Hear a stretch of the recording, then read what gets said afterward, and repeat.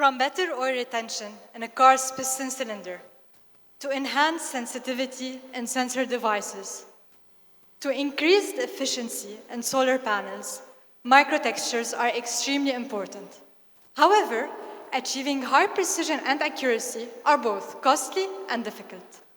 For this reason, we created our device, IntelliMicroTex, which can be placed on manufacturing machines to imprint in the microscale.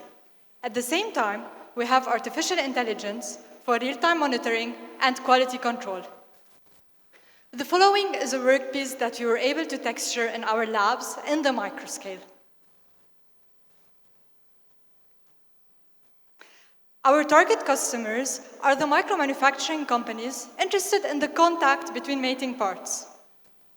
IntelliMicroTex was able to achieve a sub-50 micron sizes of microtextures and an AI accuracy of around 99%, putting it at the forefront when compared to its competitors.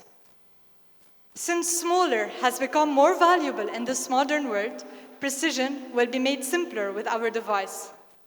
And so the following are the milestones that we completed, and now we are working to receive more funds to reach our maturity phase and for patent legislation.